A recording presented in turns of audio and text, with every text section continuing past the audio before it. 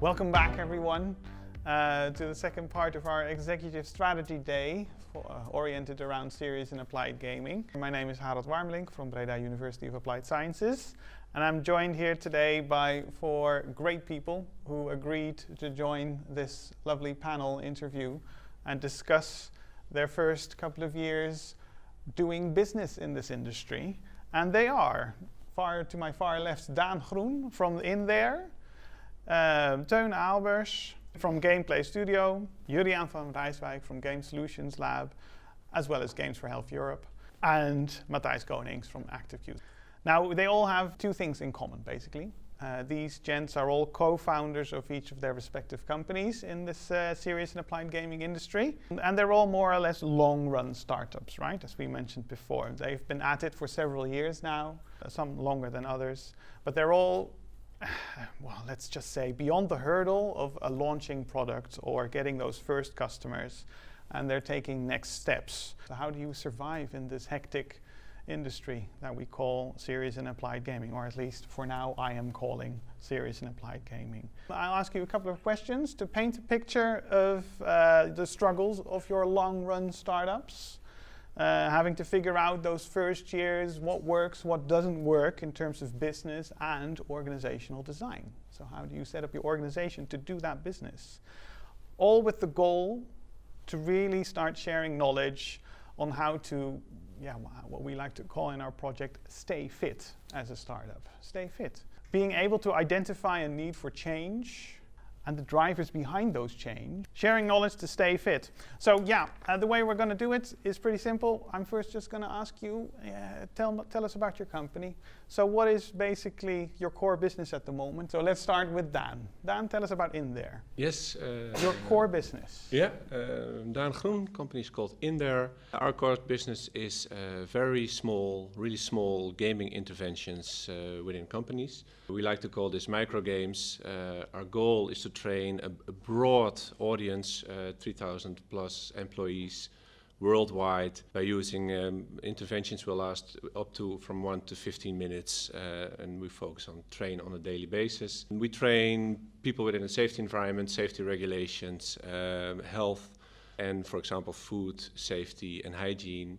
Yeah, and then do the companies just approach you for a project? You make tailor-made micro games for your clients, or how should I envision this? Every company will get his own game. Every game will have a set of learning goals, really small focused learning goals on how do you wash your hands, you should wear a helmet at the side, stuff like that. It is tailor-made for them in their experience.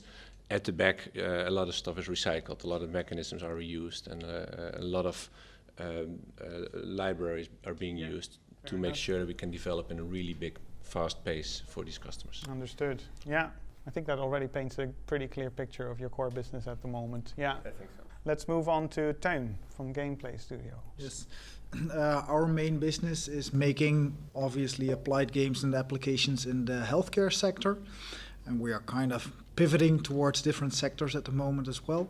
Healthcare sector in the broadest sense of the word. So we have been working in human resource management. We have been doing stuff in mental health care, for example, for kids with anxiety problems, for adults with stress symptoms. But our latest project was in first-line dietitians to aid dietitians in improving their services for people with overweight and obesity. Yeah, I think that's the core of our business. Yeah. Maybe longer experiences than the micro games, I'm gonna guess. Sometimes yes, sometimes no. I mean, we've been doing animating questionnaires, which is basically a 15-minute experience, and there's games that people are supposed to play for 6 months. Yeah. Is it the same model? Clients come to you, you make tailor-made games, or you find the clients and you make tailor-made games? Bit of both. Clients do find us, although a little bit too little for our taste. So we do have to go and find our clients as well. Yeah, tailor-made. Tailor-made. Lots of all assets. of it is tailor-made. Yeah, definitely. Yeah. Okay, I think that paints a nice picture as well. Good. Let's move on to Jurriaan. Game Solutions Lab. Yep. What's the core business there? We design, develop, and sell happy interventions that positively have impact on people's health behavior. Very similar to maybe to Teun? No, we don't do work for hire. we become part of the value chain of health. It can be in companies from a well-being perspective or vitality perspective, but also in healthcare, where it becomes part of the value chain and distribution chain of health. So when you say you integrate and you become part of the value chain, can you give an example? Well, our games become part of the interventions. So the business model behind this is that we don't get paid for developing the games, but that we get paid because they are used. It's like a medicine. So it's that besides the apotheek, you will have an apotheek. Oh, that's nice. That's a nice one. Yeah. Okay. Can you give maybe you have a concrete example of a client or an organization you're working with, a partner that you're able to share information about? Yeah. Well, basically, we're everywhere in the value chain of healthcare. You have the home care, you have primary care, then you have secondary care, which is the hospital, and then there's third level of care, which is rehabilitation. Right. And in all those areas, we design interventions because we believe in the intrinsic motivation of people to play. Yeah. It's like cycling. You didn't learn how to cycle by reading a book. So we design games where people play with. And for example, is that we increase medication adherence or medication compliance or therapy compliance with people who play. That improves the outcome of health. Then the hospital gets rewarded for it, and the healthcare insurer has to pay less for the intervention. I see. Yeah, thank you. That really clarifies a lot. Thank you very much. Okay, Mathijs, active queues. Active what would queues, the core business be there? Our core business is to create and sell a product that's called the Tovertafel, Magic Table. It's a product meant for people with cognitive disabilities. We started for people living with dementia, late stage dementia, I have to say. And we also are making a product for people with mental handicaps and kids with handicaps as well. Also using the Tovertafel? Also using the Tovertafel, yeah. It's all focused on activating them cognitively, physically, and socially, creating a situation where they essentially have a moment of joy. So that's our main goal, create moments of joy for those people, the people around them, the whole care environment. The Tovertafel is a product, you can look at it as a console which you install on the ceiling, and it projects interactive table projections on the table. And we spend our time making games for this console. We do it in co-creation with our clients, the people we create it for. We try to get it as validated as possible. We don't say it's a medicine. We'd love to be able to say, so I want to learn from you. But we do see it has a very positive impact in this world for these people. Tovertafel is very known in the health, care industry in the Netherlands. Tovertafel is a verb, so I'm very proud of that. And right now we're trying to make some steps to other countries such as Germany, England, Denmark, France, etc. Yeah. Okay. Very clear. Nice range of different core businesses, basically. Yeah? So very specific, tailor-made products, whether they are very short experiences, diverse experiences, to offering design and development services in the entire value chain of healthcare, to a very product-specific business and building up, scaling up from there with lots of different applications of that product, the Tovertafel. Lovely range. So let's get into the organizational design that makes this all happen. Back to you, Daan. How would you describe your organizational design? The current organizational design, and it's also part of a big pivot we recently made, is that we have three key players: a key designer, a key game developer, and a key online portal developer. And beneath there's a big flexible layer of freelancers, people that we hire, based on project demand. We previously had a company with 8 people, where we had a lot of in-house development, and we decided to switch to this structure. Yep. We are collaborating with another company who does ETL software, who has a lot of developers and procedures and software, etc., that we can also rely on. Mm-hmm. So we have decided to work with a really flexible layer, so we can scale up really fast, or if there's less demand, that we don't have the running costs of employees. We see a lot of freelancers, we see a lot of people that can really develop games, and it's quite easy to get to them, ask them to do a small project. Our projects will last only a couple of weeks, so we work with students, and we are working with companies in India or even big production areas to see if we can even scale up more than the ones that we have right now. Yeah. And you mentioned a key partner, a software developer. You mentioned a certain type of software. Yeah, InThere service desk software. So it's completely different from gaming. Yeah. If you look at our company, it was a really creative company, a lot of passion in it, but we needed more structure. We needed more repeatable work. We needed to have more and better interaction with the customers, gathering feedback, etc. So we collaborate with a company who's been doing that for 20 years now to learn from them. So we moved into their building, working together to learn from them. We already exist for like 8 years now. We're still learning on these kind of procedures in a desire to scale up even more when it comes to the amount of games that we can produce on a yearly basis. Pretty clear picture, I think, of the current organizational design. Yeah, thanks. Teun, what about Gainplay? We have the 3 founders that are really paid by the company itself. We also have like a sort of flexible work pool, but we decided once we needed those, first we were working with interns, but once we needed people to be on board for a longer period of time, that would be beneficial to us to get them on a payroll assignment. So we have very flexible contracts with them. So that's how we are organized. So there's one lead programmer, one lead designer, and then me as a business developer that are on board constantly. And then basically there's 2 artists and another programmer on board, based on what type of project we're doing. What the demand is. And you're based we're right here, situated, huh? like Just if the across cameras could turn, we're literally 25 meters across away. the hall? Yeah. And any key partners as clients or for additional services? Yeah, we're not your typical back-end developers, so we're not very good at building data structures and stuff like that. So we have partners that can help us out with that stuff. And obviously, for every given assignment, we work with the healthcare institution or the healthcare professionals that provide us with the actual content that we need, and we just do the design of the game interaction and stuff like that.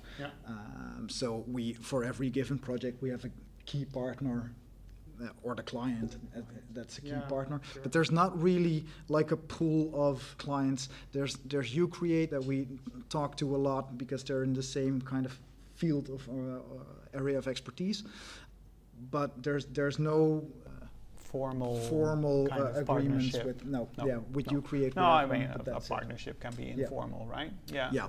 Ucreate, for those who don't know, that consists of... It's a center of expertise that kind of wants to perform the bridge function between creative industry and the healthcare industry. Yeah. And I think it's being run or funded, or how should I say that, by the top sector, life science and health. There you go. Thank you. Jurriaan, what about Game Solutions Lab? How would you define that or describe that organization? Well, we started to think that implementing the book of Ismail and Yuri van Geest, which is called Exponential Organization, we thought that might be a good design for a new company. And I now can write a book, what happens with your company if you implement that book. It's a total disaster. Clients don't understand you, partners don't understand you, employees get nervous about it. They don't have an office, they don't have a fixed place to work. So we now have a huge lab in Eindhoven, 800 square meters, 39 employees. They all, when they start to work, the first day they get a package from the IKEA. That's their desk, and that will stay their desk forever. They say if they leave the company, they can take it with them. So we have all kinds of desks where people, they literally love to have their own desk, their own place. Because they built it themselves. Yeah, they assembled it. Clients love the fact that we have an office, that we have a studio, so they can see it and feel it. Is it on the Stripe, this hall? No, it's in the Temporary Art Center. It's a location where 80 studios, artists, resident. with large open spaces where we also organize, for example, the Games for Health Europe conference. Yeah. The organization is multidisciplinary. The Game Solutions Lab focuses on 3 things. One is prototype development. If we come up with an idea together with a hospital or healthcare provider or pharmaceutical, this could be an intervention that might work in healthcare. We start designing it. We build little prototypes, start testing it, and when it works, we see that it works, we start making an impact case. The impact case then will be reviewed on financially, but also on the impact it has on the effect, so the health outcome. And then if we can build an impact case, we can make it. Yeah. And then the process of developing starts. So we have a studio and a studio manager on it, Mark van Kuik. We don't have experience with running a studio, so Mark is an essential ingredient to make success of this company because we don't have experience with that. Mark basically runs the studio, and we have a sales team, 8 people, so it's marketing and sales. So am I correct in understanding those 4 that you just now mentioned as basically 4 departments, if you will, right? 4 units within Game Solutions Lab: prototype development, impact, case. Yeah, there's a team within the studio that focuses on prototype development. I see. And there is a team that brings product market ready and mark ready. That's also very important. Yeah, Mark from the studio. Mark from the studio, and a lot of development. When we have a prototype, we source the actual development out. Okay. So our core is building rapid prototypes, test them, see that they works, and then we outsource it and we sell them. So they become part of the value chain of healthcare. Yeah. In this case, since you outsource the development, also just selling the IP. Right? No? We don't sell IP. Don't sell the IP. No, we own the IP. You own the IP, okay. Yeah. So sell them then the final product in which you were a partnership, you just sell those products. Yeah, that's what people, we develop propositions that can be used in healthcare, and those propositions are paid for. Yeah. And part of the propositions is a percentage for us. It's you can say it's a license, but it's not a specific license on a game. It's it's a proposition we sell. Yeah, exactly. Yeah, great. Okay. Then finally, Mathijs, how would you describe your organizational design? We sell a very simple product, one tovertafel, but a lot of things need to be done to get it to the client. So you can essentially divide our company in 3 main things: the development, marketing and sales, and service or operations. Development, of course, develops the games, develops the underlying systems that are needed to bring these games to the tovertafels, and designs tools we use in-house. Marketing and sales, sales drives around the country doing demos of tovertafels because, you need to physically show it and show that it works. Marketing, of course, does campaigns and stuff like that. And the service team, they make sure the tovertafel is installed on the ceiling in the care home. They give instruction. You get a buddy that's a student or someone who wants to help for a few months, help people understand how to use the tovertafel correctly and get the most out of it. Yeah, and that's the most important part. Our most important partner is the factory that creates the tovertafel. It's actually a product we buy from them, and we load it with our own software and our own software ecosystem around it. Yeah. So that's something we don't do ourselves. Maybe somewhere in the future we want to do it. We don't outsource anything. We do everything in-house, and we create everything slowly but surely up to the game engine and everything underneath it. You could say we buy the PlayStation, but we create the operating system, and we create all the games, and we set up our own sales channels and everything. And support. Yeah. So quite a lot of activities to actually bring something really simple to. Yeah. How many people are there now working for Active Cues? I believe right now we are at 45. Not full time. I think that's around 32, but 45 people. Around 45. And that's excluding our franchise partners. I see. Yeah. That's also part of the model. That's also part Yeah. of the model, yeah. For foreign countries, we have franchise partners that buy the Tovertafels from us and resell them. Yeah. They also get our branding. We provide them with some marketing effort as well and training because, it's important to understand the target audiences.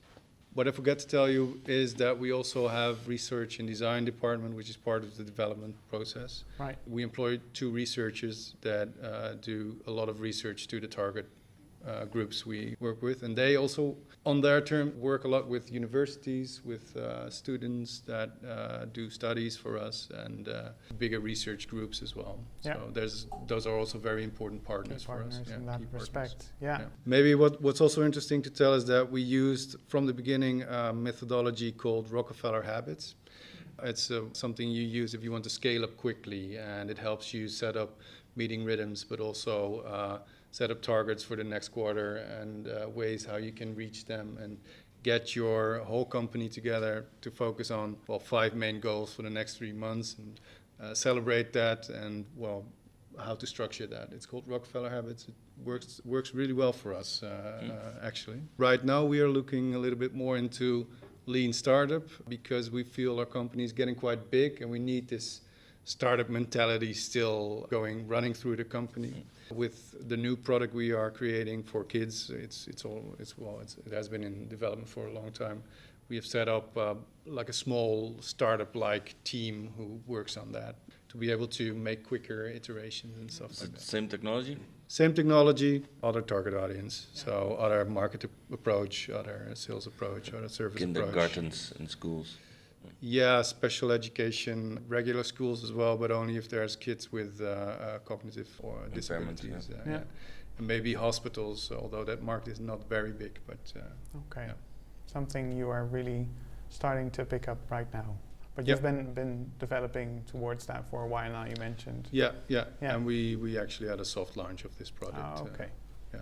Good. Well, I think that's a great segue to the next question, which is all about pivotal moments of change. All companies undergo them, whether it's on business or organizational design.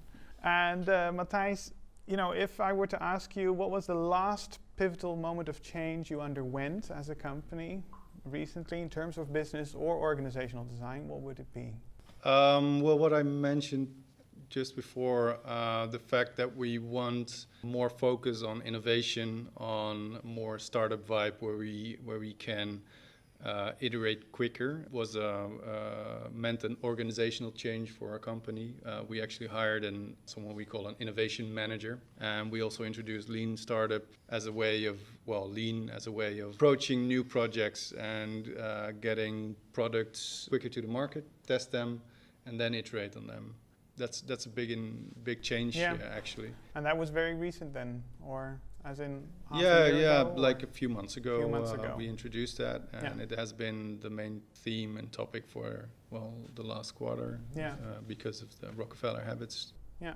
First, I want to know a little bit more about this startup mentality. That's a main focus for this change, right? You mentioned.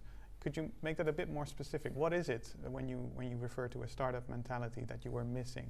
Mainly the fact that you're able to pivot quickly or iterate faster. We have a world where everything is changing really rapidly. We are using a technology that's maybe 25 years old, interactive projections. They have been here for a long time. Maybe not the Tovertafel itself, but the idea, the concept and technology. Exactly. It's old. And there's an introduction of new technology all the time. But also we see a lot of possibility for new services we can provide our clients with. And you don't want to spend half a year building that and then afterwards finding out that it might not be the best fit for your clients or you didn't completely understand the market. So you want to have something you can bring to market very quickly, find out how people react to it, iterate on it, and then it's like an early access program maybe, or just the fact that you get feedback much quicker. Yeah, that's but also funding for this project as well. It's like trying out things, looking if there's traction, and if there's traction and if people want to pay for it, then we'll go a little step further and build your services and create an ecosystem of the products and services that really work for the people we work for. Yeah. And if not, then move on. I guess that's also And if part not, of move the on. startup Yeah. mentality. Yeah? Exactly. Yeah, I see what you mean. Yeah, because you're so tied to the tovertafel, I can understand now, or at least picture, that you wanted to change your organization in such a way that you could unstick yourself if needed at some point, or add something new that's not just set on this tovertafel. Yeah. Because we have grown really quickly, so we felt the drag of becoming a big company quite prominently, or it was on we saw it happening, so that's why we also see, well, maybe we can turn that around a little bit in our favor and keep something of the startup mentality, but also make a good combination with bigger company we're becoming right now. I'm going to connect this to my next question. With the technology and the startup mentality that you were missing, those seem to be then the key drivers of this change, right? You were looking at the technology you're working with, which is already old, and you feel like, you can of course try to keep going on that, but where's the innovation, where's the creativity, where's the response to changes? So would those be the key drivers then for this change in organizational design? Absolutely. Any additional ones? Were there certain additional things coming at you or that led you to this change? I think so, but I think the main driver is, if you look forward 5 years, 10 years, what will we have then to provide our customers with? And it will not be this product, it has to be something new. But if we keep refining this product and keep ourselves in this tunnel vision of refining it, then surely someone else is coming and will say, well, this will completely make your product unnecessary. So we did a fun thought experience once where we thought, how will the company look like that will make us unnecessary? What will they do? What will they bring to the market? And how will they act? And it was fun because it's more easy to think about that and then suddenly think, okay, let's do that then. Let's be ahead of that. Prevent them from coming up by us being that. Exactly. Sort of a devil's advocate kind of experiment. And there you feel that innovation is essential for keeping your company alive in the long run. Okay. Great, Mathijs. Thanks. I'm going to move on to Jurriaan. First question then, what will be the last pivotal moment of change that Game Solutions Lab, within the context of Games for Health Europe, perhaps underwent, or just Game Solutions Lab? Well, business-wise, that from January next year, the games will be part of the Polisvoorwaarden. So the terms of policy your of health the insurance policy. So that if a doctor prescribes our games, patients can who pay for it will get reimbursed by using the games. So actually games become part of the primary process of care. And that is within the Dutch healthcare system. Pivotal moment. Very quite. Because quite I pivotal. worked 8 years on that. Or Right, I wrote a blog ask. 8 years back that from rocket science to pocket science, how nice would it be that we would have, besides the apotheek, an apotheek. Did it take 8 years of work, or how? For me it did, yes. How did this come to be?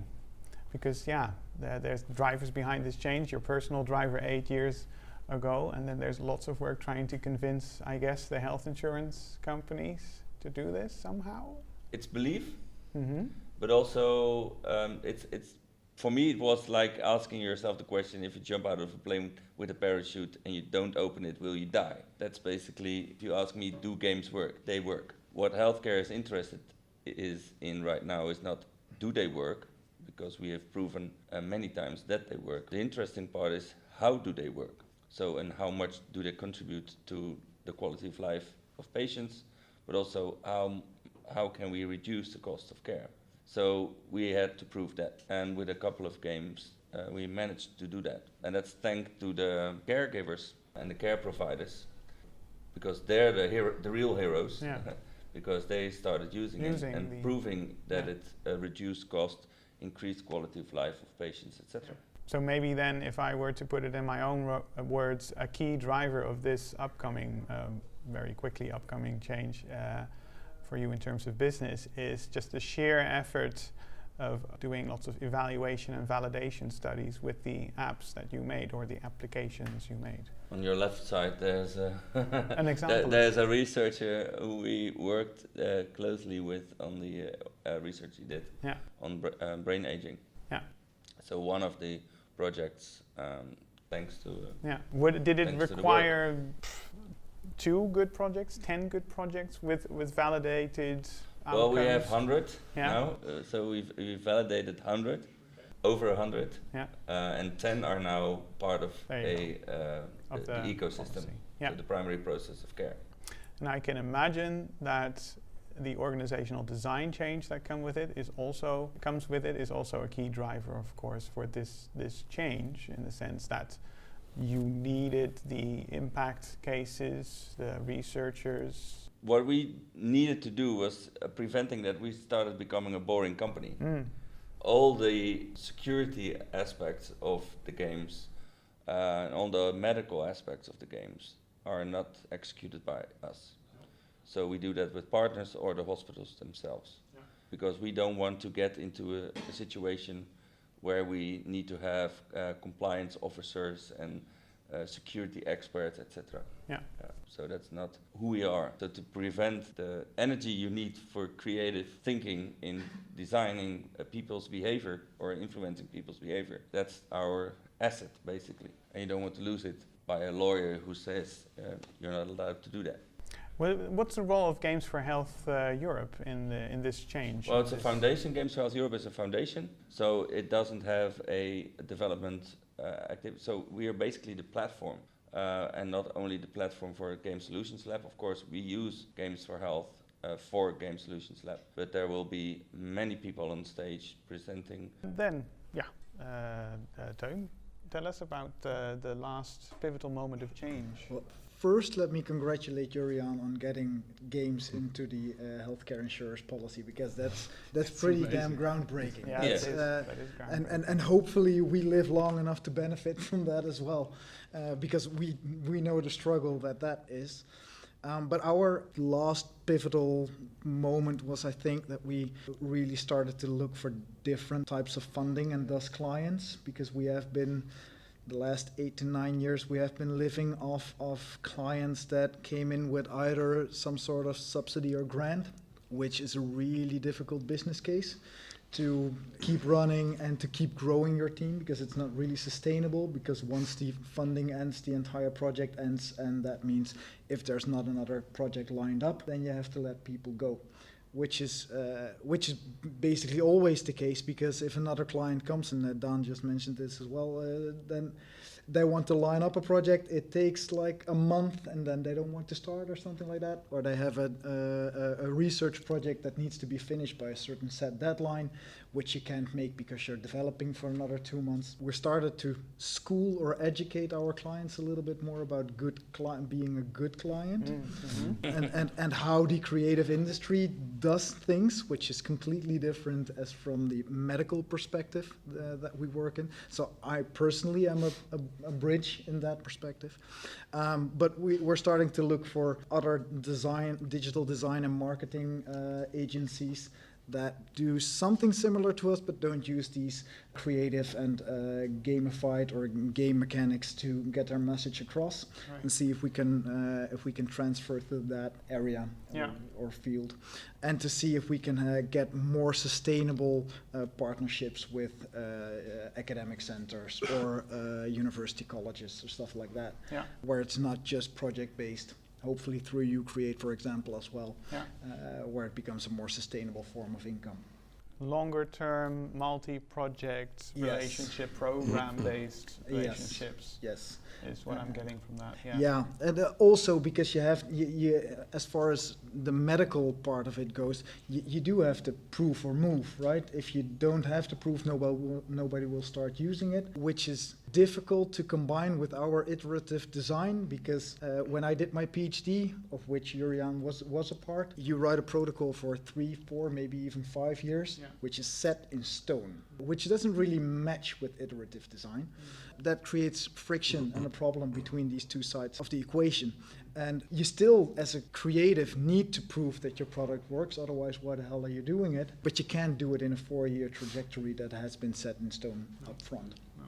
I can imagine how you described your organizational design, this change that you're going through, well, now or recently, we're still going through, working on it. It doesn't require a huge change in your organizational structure or design, right? Or does it? Not a huge change, although it asks for different areas of expertise because we're kind of in need of somebody with marketing or sales expertise to guide us through that change, which we currently don't have. So it's kind of in the land of the blind, the one-eyed is king. Yeah. So it's that's a challenge for us right now. And what we see now is the contrary. We need to rapidly build a portfolio that we can present to healthcare. So we're looking now for companies because we don't need to have our own games only. Yeah. So what I'm interested in is finding those games that contribute to people's health. Yeah, the problems at hand. Yeah. And so we can add that to our portfolio. I think you should There's talk. a connection. Yeah. The two of you should talk more. Yeah. I think you already also mentioned the key drivers then behind that change. How would you summarize that? At some point you get fed up with the feeling that you have to line up the next one, which is not within your control to line up. And that's that keeps you up at night. Yeah. And at some point, like Active Cues did as well, they had multiple things and then they switched to one product. Yeah. There are times that I find that very tempting. Yeah. The last big change that we had was actually that the company consisted of purely creatives and that I came on board to do the business development, which has kept us going on for longer. Yeah. But now we feel the need to have those marketing and sales people as well that can keep that can drive growth. Yeah, really be more the proactive driving force. Yeah. Then finally, Daan. Yes. I'd like to ask you as well. What was the last pivotal moment of change you underwent with InThere? Well, to start, I can almost copy-paste your story, so it's quite similar to what we were facing. I would like to say we didn't actually made a pivotal change. It was more a reboot of the whole company based on this situation. When I started, it was a very classical model. So there were projects, serious gaming projects, they needed a company to build it. I had a network in game, I knew people, so somebody came, will you do this project for this and this amount of money? You start up, you work really hard, you work at night. At one point you get more work than you can handle, so you call somebody to help you out, freelance basis, and another project lines up. So you decide, okay, I'm gonna hire this guy because it's more cheap to have him on the payroll than to hire him twice on a freelance basis. More projects come rolling in and the stress, increases. So you're really hard working. So you know what? We doubled the price. So then I get more breathing room. Well, we did it without a problem. Not a customer less. So I was very happy. We started growing. Well, you have one developer, one project, and somebody comes. Okay, I want to do the project with you. Well, we can start in 20 weeks. No, I want to do it right now. Okay. So you double the price again and you hire another guy to do that project. You have to educate them, and before you know it, you have 3 people in your company. At one point I had 3 developers, and the projects came rolling in.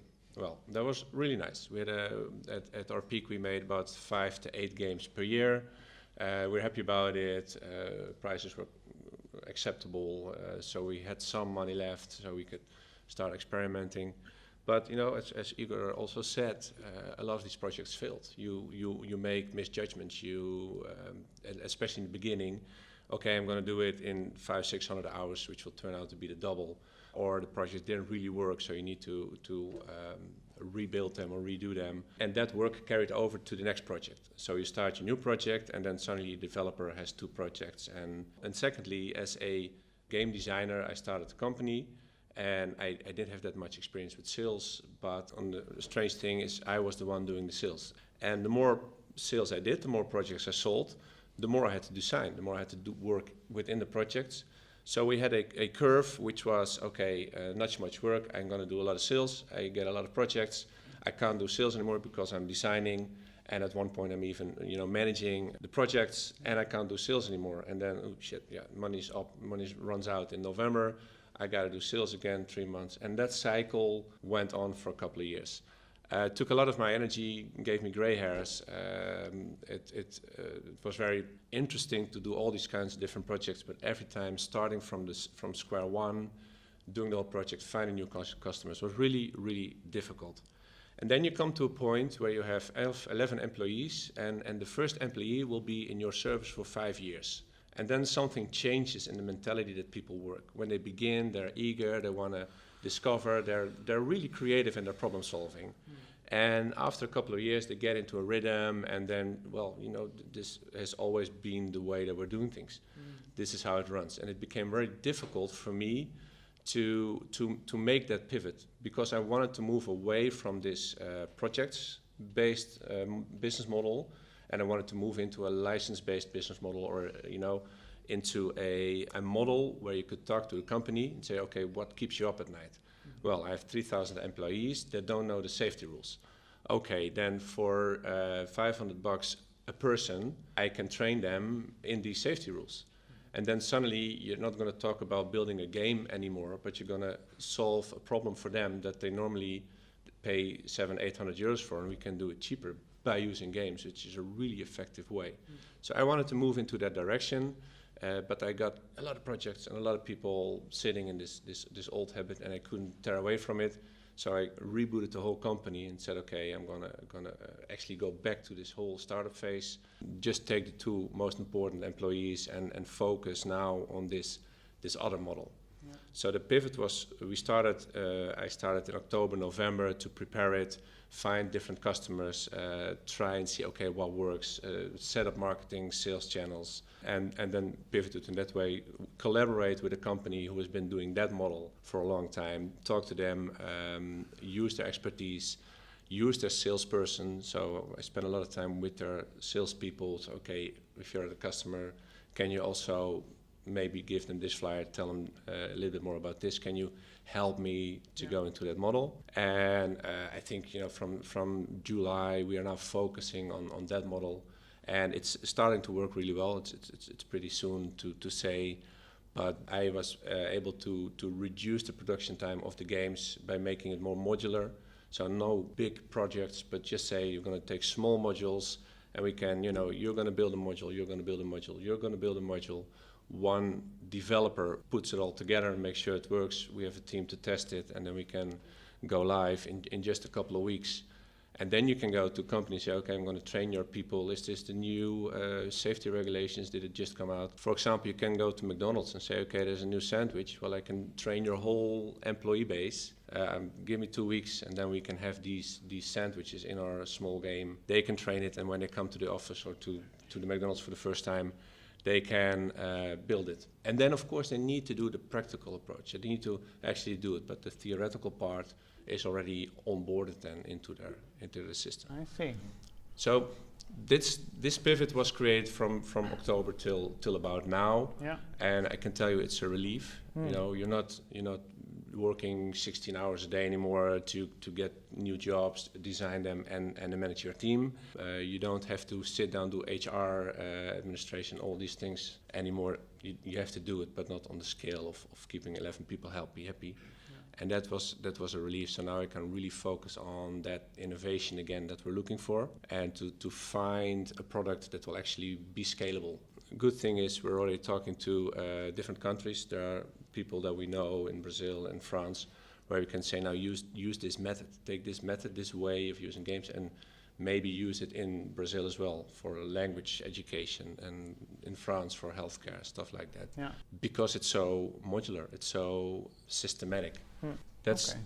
Yeah. Well, it's a huge change. Yeah, that's why I call it a reboot. Yeah, not a pivot anymore. And it's both on business and organizational design. Yeah.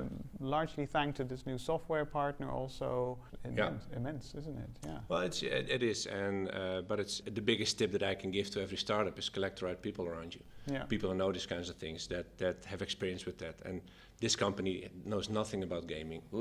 Which company is it? It's Improve. It's in Leiden. It's they develop help desk software. It's a system integrator for help desk software. Yeah, and they have SaaS solutions for that. They know nothing about gaming, so I can help them a little bit about how to get people engaged and etc. But the other way around, the process that I use, they're actually familiar to what I want to use. Yeah. That's a huge pivot, and it was driven by the amount of energy that I had. I think at one point. You're getting into your 40s and you're losing the energy to keep on working like that. So I wanted to go back and say, you said, you jumped from the plane and with a parachute. I was thinking, okay, if I would fall from an airplane right now, what would be going through my mind? Would I be wanting to be this entrepreneur 20 hours or 16 hours a day and even on a holiday sit behind a laptop? Or do I want to be somebody who created something, enjoyed it, and actually get to live to 80 before I died of a heart attack? Yeah. And the second one was, of course, more obvious, but it's also more difficult because you really have to get rid of the old skin. Yeah, and very personal. Must be tough to make that decision, even though you know it'll be better for yourself. It's a very easy decision. Yeah. Okay. It was easy to do. Okay. Oh, good. so that's the pivot we've made, and talk to me in 6 months or a year to see how it worked out end. because I we're will. actually, at the start of this whole idea, but I will. yeah. Or if you're looking like 80 in half a year. Yeah, I'm 21 by the way. So Yeah, sure. Thank you all for sharing your expertise and experiences. I've been in the serious gaming industry for 1 year now with my own company, and we're really struggling with the customer acquisition strategy. So we would go away from project-based, but I think it's a really nice way to start and get familiar in the industry. So can you shed some light on your customer acquisition strategy for projects? what we did is you have to become an authority at serious gaming. You have to get your name out there and you have to talk to a lot of people. If people talk to you, they want to have a feeling that you know what you're talking about. It's a very young software. It's a very young product, at least what we did. So we really had to enthusiast the customer. What I did is talk to a lot of people, just call old friends, say I'm going to get over for a cup of coffee, bring a bottle of wine, put it in your car, sit over there and say, okay, you know what, let's have a nice talk.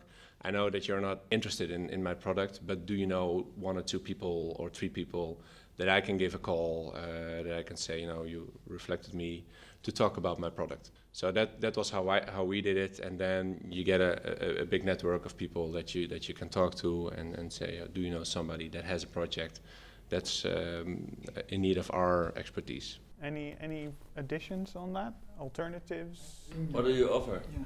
Well, I think for our part, like the games that we created, we're trying to focus on the public health domain. And the customers we have are excited. They're really happy. We're also on the Games for Health to showcase our game. Having people actually believe in your product, right? So the customers that we have are excited, but how do you bring that over to new ones? But what do you sell? Do you sell a game? Do you sell service? Is it or do you want to hire? You get hired and paid for the project. Okay, so yeah, well now we actually get questions from customers to create certain products, but we want to go to the phase that we actually sell game as a service, right? So we offer evaluation tools, we offer training tools. In which market? In the public health market. So we train public health professionals, but also students. I think that's with our really, products. it's a very good question. What are you selling? Because at some point we were talking about the games we have, which is completely irrelevant to new customers, right? You have to nudge them into the direction that what you are selling could be relevant to them, which is never the product that you already made. So your portfolio is not of any interest to new clients. They just can see whether the quality that you deliver is good enough for them, but they're not likely to be interested in whatever you've done before, contextually. And once we started thinking about it like that and started talking to people like that, like what can I solve for you Yeah, instead of what's your look at the problem? cool stuff we did. That made a lot of impact. Maybe I think you sell, let's say, health monitors, and you do that with games. That's the way you make them exclusive or unique. So you should think of what's the propositions towards them, and it's B2B. So it means you need to buy a car, sit in a car, produce that kind of stuff, make appointments, and sell the service or product. So it's direct sales. You should of course focus on the scale of your customer. Are you going to go for multiple smaller customers or big customers? And you really have to figure out what drives a customer. What is their budget? We discovered don't go to HR.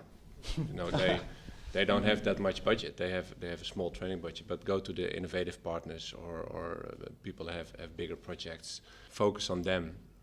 That's actually funny because I would think that HR is the department with the bellyache that you're trying to solve. But Yes, the bellyache, yes. HR has one problem, and that is that their employees aren't trained and that they have to show there are so many people trained. So they can just give them a e-learning course, anything like that. People get trained and then they say, okay, well, done. I met my target. So the pain is actually with other people. The project managers, they suffer the pain, and that's the one you need to talk to, and they need to say, yeah, you can solve my pain. So that's, as also Jurriaan said, you're not selling a training to an employee. You're solving a pain, and then the guy who is feeling that pain, that's the one you should talk to. My name is Daan. I'm part of Quaqua Games. And interestingly, when we started making our current project, I thought it would be falling into the category of applied games or serious games. It's basically a creative game. And when I tried to approach companies or publishers that do serious games, I pretty much quickly encountered the problem of them saying, but what are you teaching? What do you? And my answer was, well, I'm doing creativity, so I'm stimulating imagination or intuition, and I think it also has maybe value in creating happiness for the players. So maybe in health, it could be beneficial as well. And pretty quickly, well, people just didn't know which box to put me in, and they told me, this is not a serious game. You're not teaching anything. But the one I would ask you guys, how do you see this issue of creativity as something that falls into serious games or not? And do you see it beneficial for the fields you are busy with? Or that's a big question. You sorry. took the hard way. I mean that your view and your goals are completely incompatible with our entire educational system. So I can see why there's a problem there. Which doesn't mean that you should stop with it, because I think it would be very valuable. But do I have any advice on that? Build a Trojan horse. I think we have a similar problem because we essentially want to create moments of joy. And happiness is something everybody understands, but nobody can put a value on it or measure it. And the same goes for play. It's also very difficult. It's something you need to build a Trojan horse for. We made a choice to be a commercial company just because we know that's the way to reach the most people. But then you mean like create a shell around it that people do get? Find something else people find important and use creativity as the main ingredient for your product. Right. I think there are two domains where you can sell your game or sell your solution. Is JGZ, it's the youth mental health domain for coping issues for kids, kids with autism. So that's one domain. And recently a friend of mine, Arjen Posma, mailed me with, is there a game to stimulate creativity among kids? Because he's a social entrepreneur and he's working with kids a lot, and sees and finds out that there is lack of creativity among them. So I will send him an email. Sure. Cool. Wow. Thank you. I would like to add, although I agree with both answers, that one thing that I've discovered or that I've learned from Igor is that a game is not a target at itself. It's an instrument that you use to achieve something. So it's For a plumber, it's the tongue, you know, that he uses to do a specific job. And that's how we, or at least my company, considers serious games. It's an instrument to achieve a goal. And then the next step would be to find the problem of the lack of creativity. If a company or people don't have creativity, what kind of problem does that create? And what kind of value does it have? How much does a company lose on a yearly basis for the lack of creativity? Or so what he is will the be impact a building block. He will be a building block on your proposition. for example, Yeah. you can, but then you can say, okay, now for us, for example, we struggled with the same question. So yeah, we built this health training, but we had to turn around. So how much does it cost if your employees aren't trained in this thing, or how much does it cost the company if they don't have this level of creativity that is needed? And say something like, I can upgrade your creativity level from a 3 to a 5, make a fictional number or something that I can increase that, and also show what will happen if that company gets more creative. And then you can talk to them and say, okay, well, you know, this saved you 120,000 euros per year. I'm going to do it for 80, and you can stick the 40,000 into your pocket, or we can divide it by a nice car or something. And if the game is awesome, you should play it to get answer on your question. Of course. Oh, Jurriaan. Oh my God. Yeah, that's a very valid point. Yeah. Yeah. And what I do How feel annoying. like that's general advice. I think I still fall into that pitfall of thinking that we're selling games, but you're not a game studio, right? You happen, which is in line with what Jurriaan says. You make a game which is a tool to a means to an end. But if you say you're a game developer, you're a game studio, then people go like, so you're making shooters or a race game, which is completely wrong. Like we're selling health solutions. We're still thinking about what we're doing then, because it puts you in some sort of existential crisis, but we're not a game studio. Okay. What are we then? I don't know. But that's something you guys should figure out as well. Like, what am I if I'm not a game studio? Yes. Wow. Okay. Does this help? I hope it Very helps. helpful. Yeah? Yes. Thank you Okay. very much. I'll you. follow up on you when Yes. we have some food and beer. Good. I think my question is basically in line with Doran's. Doran is asking, like, how do I sell my product to my customers? We had this great game called Lekker, you know of it, right? And the weird thing is that we went to Sesame Street. They were super enthusiastic, also about Tovertafel, because I wanted to show them, right?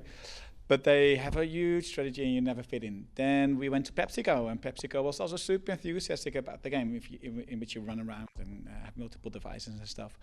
Also like, wow, this is amazing, but we don't know really if it fits our strategy for the next 5 years.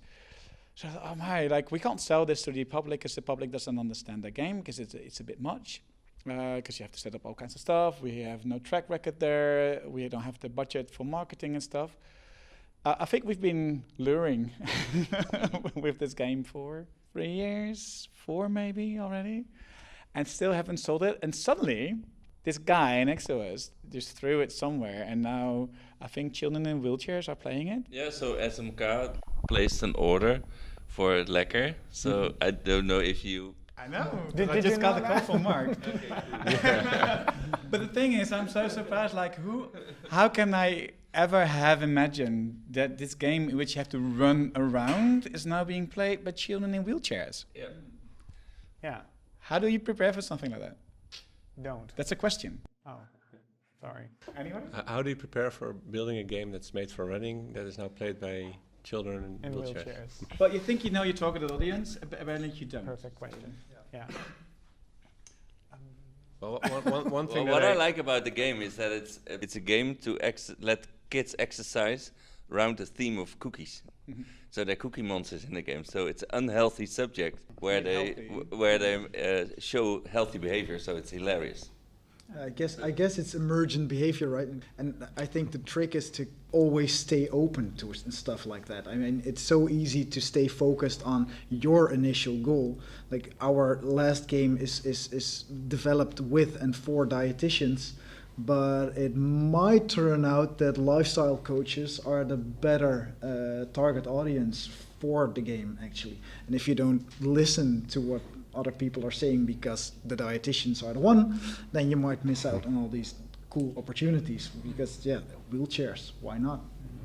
We had the same. We had another problem. Like we made games in the swimming pool. Kind of a weird situation. There's a camera on the ceiling. It's basically the Tovertafel, but then in the water. So that's what we did. And we did user research. No electrocution. Also 4 years ago we started this. Sorry, 2013. Games for Health Jam. Games for Health Jam. We actually had a game jam on around this whole subject. It's fine, I know it's fine. I didn't steal. All right, so we stole the idea of the Tover table. And we brought it to the swimming pool, right?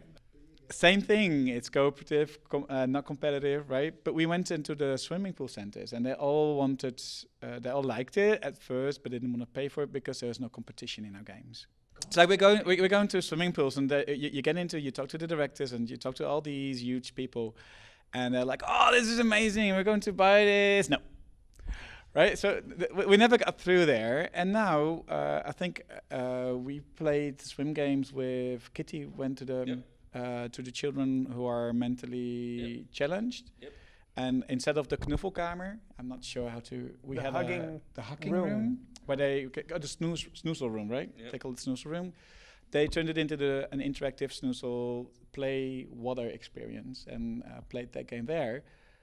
That never got sold though, but it was there and it was never in a real swimming pool. So it's kind of weird, and I'm still insecure how to approach this, because you think you have managed your targeted audience. We've done tons of user research, so we know that they like it. We know what kind of games they like. Lekker, for example, user research more than 6,000 children. So we know that they like it, but still we can't get it sold. And then suddenly children in wheelchairs buy it. What I liked, just very quickly, what I liked about Jurriaan's response about how you see that game, what's it called again? Lekker. Not just the answer itself, but how your face lit up when you said it. Yeah. You became a sponsor, and you're enthusiastic about the game. So if you have a good sponsor who has an additional network and a reputation within that network, who's so enthusiastic, then the ball gets rolling, and you don't have to push it down the hill. One thing that is important, that is the realization that you have multiple stakeholders for your product. Although you have done the research on the kids, you might not have done research on the other stakeholders. So the kids love it, but what do you do for the how do you call it, principal of the swimming pool? I don't know. Whoever, director, CEO of the swimming pool. CEO of the swimming pool. CEO. Yeah. We have the same thing. We create our games for the people living with dementia, and we make sure they love it, but they will not buy our games. They will not promote our games. Our games are promoted by the caretakers who see a tool in it they can use to do what they're already doing, but then easier and better and with more enjoyment. But also the CEO of the care home thinks, oh, I can be cooler with my care home if I buy this Tovertafel and say I'm an innovative company. And I think you call it a Pareto optimum, like an ideal solution for every stakeholder, or I don't know what's happening there.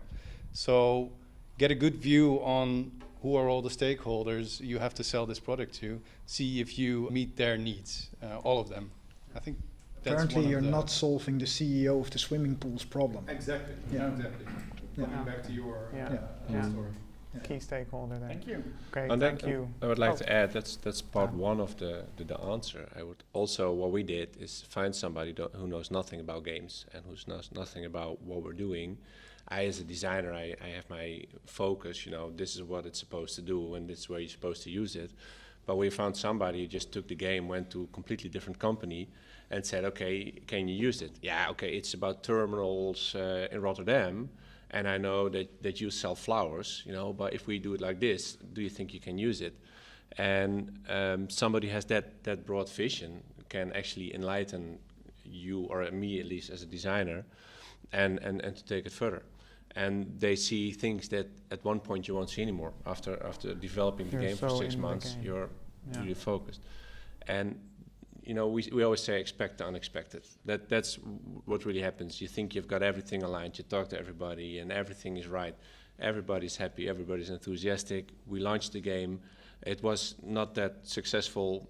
We did a research. You said, okay, what's going on here? And we discovered that they loved the game. They appreciate it. It was a bit too tough for them, but okay. But you know, going to that classroom, sitting there for 1 hour, you get your check. You've done your training, and you can go back to work. So you don't need to put in the effort, while in your resume it will say you did the training. And our games didn't do that. So they say, yeah, it's fun and all, but you know, I want to have Still that need check. that certificate. And that's one of the things that cost us a huge project. And that's something that we would have never expected. Trying to fit in the dynamics, yeah.